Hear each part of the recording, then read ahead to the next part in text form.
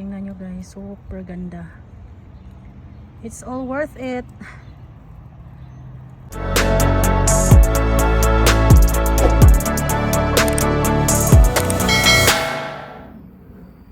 Nagtatanim ako ng ano guys, tulips guys.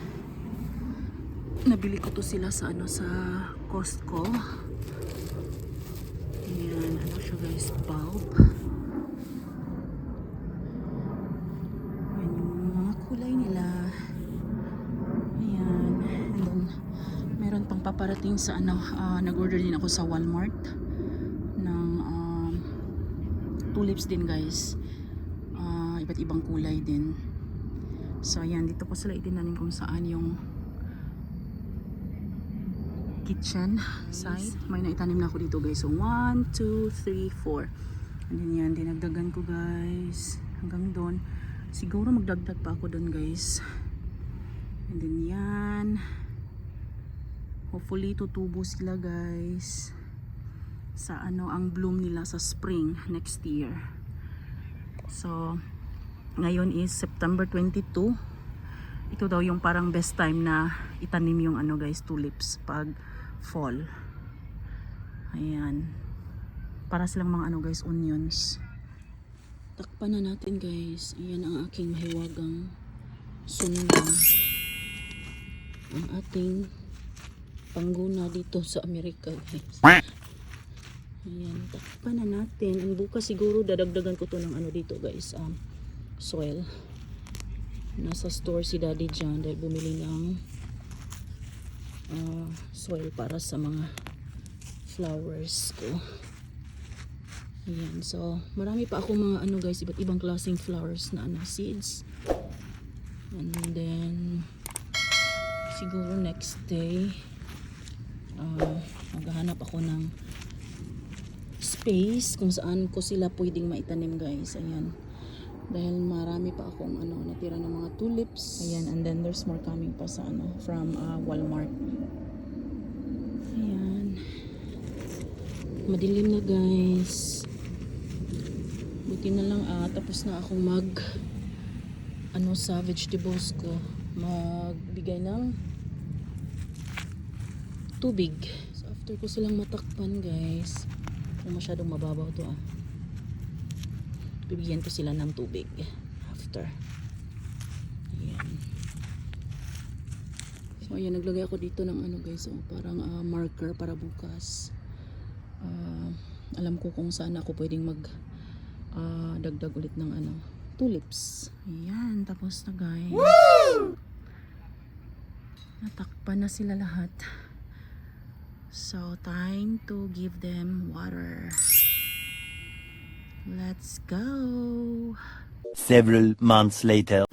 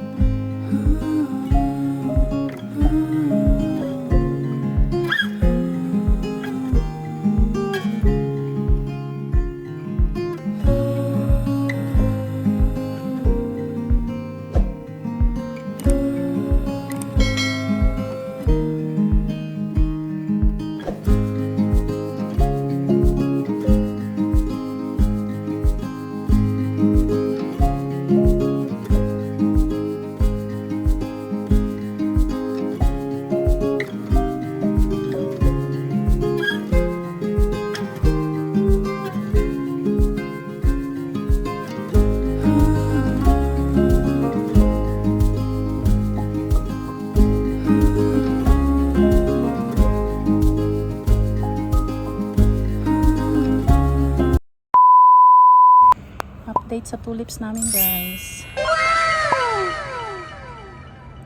Ayan, namulaklak bulaklak na nag-bloom na talaga guys, pero may iba pa na hindi nagbo-bloom kagaya nito, and then yan, and then ito guys, yan may mga hindi pa nagbo-bloom, pero tingnan nyo guys, super ganda. It's all worth it. Aww. Ayan. So ito yung mga tulips na dito sa gilid ng ano guys, kusina ng bahay. Yan. Malalaki yung mga ano niya guys, yung flowers niya. Ito yung mga tulips na nabili ko sa Costco. So itinanim ko sila guys nung last year, fall guys, fall. Ayan. During fall time last year ko sila itinanim. Tapos mga ano lang yun guys, yung mga bulb. Yung parang ano yung bulb niya guys, yung parang onions. Kailangan ko pa to silang linisan dito. Oh. Ayaw ko nang may mga ganito guys. Ayan. Grass. Meron ako mga nakuha guys, ayan. Hindi na nga ako nagsuot ng gloves. Yan may mga nakuha na ako guys kanina. Ang gaganda no? Napaka guys, colorful. Ayan, may mga hindi pa nagbo-bloom. Ayan. Nakaka-relax guys. Yellow, and then yan, marami pa dyan na hindi pa nagbo-bloom, which is good dahil pag ito tapos na silang guys mag-bloom, at least meron na namang ito yung mga hindi pa nagbo-bloom na papalit sa kanila. Ayan, medyo marami yung itinanim ko dito na side guys, kasi ano to siya, yan yung dyan yung parang daan sa labas ng bahay.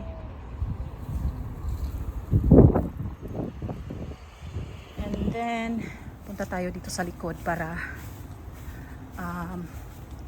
ipakita ko din sa inyo yung ibang tulips na itinanim ko.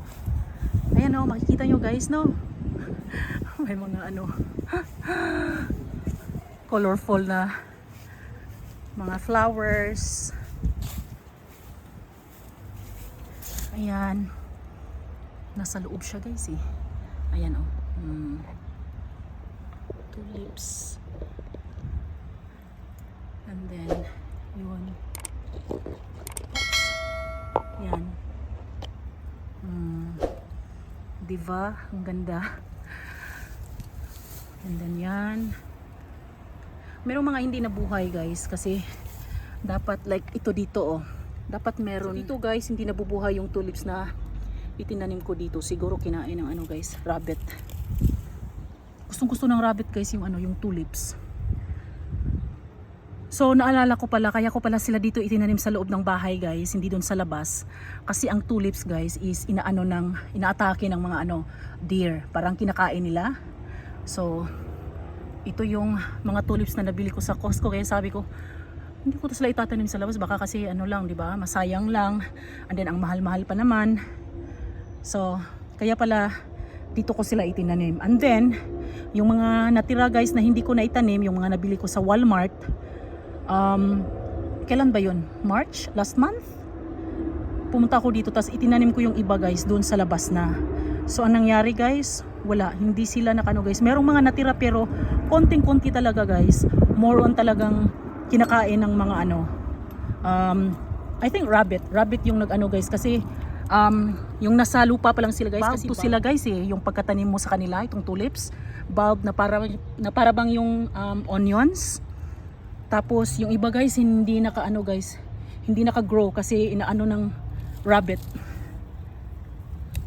Yan kailangan ko pa tong linisan guys. Yan marami na din akong linisan dito. Ayan, ito kunti-kunti. Anuhan ko na lang guys while nagva-vlog ako dito. And then ayan. So itong tulips guys, ano to sila? Perennial sila guys. Ayan. Perennial, anong ibig sabihin ng perennial? Perennial means yearly bumabalik sila. Like during winter na ano sila guys, nawawala sila. Pero pagdating ng spring and summer, babalik na naman sila ulit guys, mabubuhay na naman sila. Yun ang ibig sabihin ng perennial. Kaya yan. Kaya nagustuhan ko rin ang tulips kasi perennial siya. So that way guys, hindi na ako laging syempre bibili ng mga flowers tapos itatanim ko na naman, 'di ba? So at least perennial, hassle free na siya guys. Yan, pag nabuhay siya, babalik na naman siya ulit the following year. Ang lalaki ng mga ano guys, ng mga tulips na to. Yan. Siguro magdagdag ako guys. Dadagdagan ko to sila. Yan, may yellow din dyan. And then dito, yan. No? I don't know kung anong date pa yung pumunta ako dito last time. Kasi nung pumunta ako dito last time guys, hindi pa to sila hindi pa sila nagbo-bloom. Wala pang nagbo-bloom ni isa. But now, tingnan nyo guys. Sobrang nakaka-happy guys. No? Sino bang hindi ma-happy niyan? Tapos yan. Diba? Ayan. Yan siya. Parang naano siya ng ano guys. Sa tinik ng roses. And then meron pang mga hindi nagbo-bloom dun sa likod. And then may yellow. And then dito din oh. Ayan. Yay! Malaki talaga siya guys na ano. Para makita nyo kung gaano siya kalaki. Ito yung kamay ko. Tapos yan. Yun. May hindi pa nagbo-bloom. Ayan. So, dito yan siya guys ha. Dito. Kung saan nandito yung raised bed ko guys. Ayan. So, hindi ako nagtatanim this year guys ng mga gulay. Dahil hindi pa sure Hana. Dahil pupunta kami guys somewhere. Hindi pa siya sure guys, hindi pa siya final, pero hindi na lang ako nagtanim guys para hindi lang masayang yung mga gulay na itatanim ko. Itinanim ko lang is yung mga flowers, itong tulips, and then may iba din akong mga itinanim guys na nandun sa harapan ng bahay, nasa gilid ng bahay, pero mga seeds yung itinanim ko guys. Kasi last year may naitanim na naman akong mga ano guys yung ibang mga flowers, mga perennial din siya. So, yan. No. Ayan. Napakaganda guys, and nakakawala siya ng ano guys, stress, problema. Ayan. Sobrang ganda. Okay, balik na tayo dito guys. Ayan, ang ganda tingnan no. Ang ganda tingnan sa malayo guys, lalo pat pag nasa malapit ka na.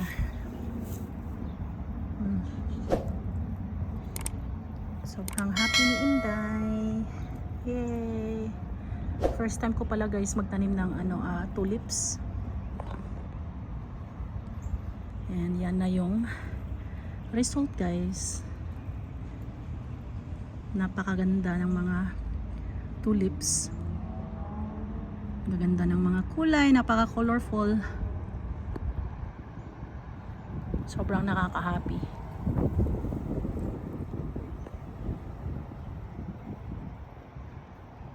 Worth it yung guys, binayaran ko sa mga tulips na to kasi nakakaano talaga siya guys. Nakaka-relax. Ayan.